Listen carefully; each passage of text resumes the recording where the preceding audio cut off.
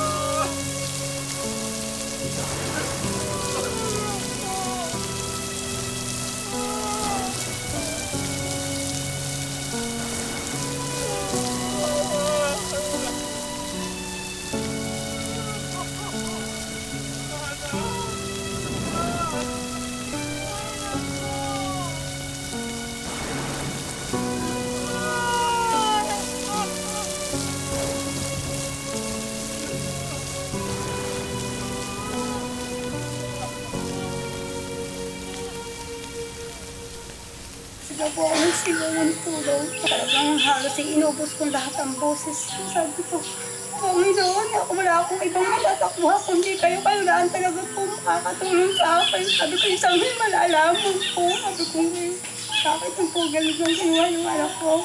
Talagang Lord, hindi ko maintindihan yung gagawin ko. Punta ako dun sa kabila, yapos ko yung isa. Tapos ang isa, yapos ko, hindi ko mga anak magsigising kayo. Huwag niyo akong iwanan. Pagyapos ko sa anak ko, alam ko na talagang wala na.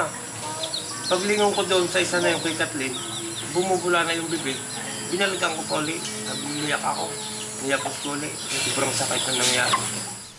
Sa Laurel, Batangas, may magkapatid pong namatay sa tama ng kidlat. Dead on arrival sa ospital ang dalawa.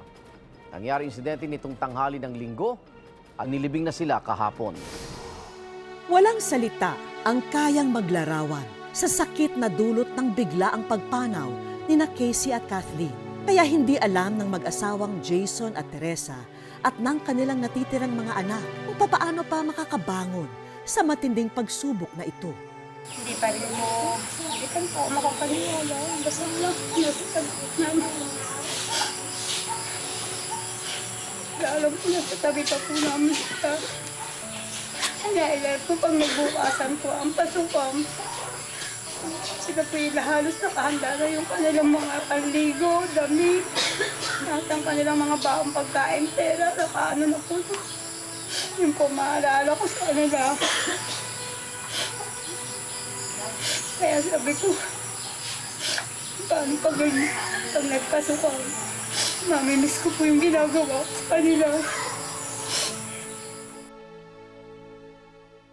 Masakit daw po ng wala na po akong dalawang kapatid. Marinis na po sila. Hindi madali ang pinagdaraanan ngayon ng pamilya ni na Teresa at Jason. Kaya naman susubukan po ng aming team na kahit papano'y matulungan silang makabangon sa pamamagitan ng pagtupad ng mga naiwang wish ni na Casey at Kathleen para sa kanila. Ilang ko lang, tapos ngayon sila naman. Ano ba lalawin ka? Ano ba?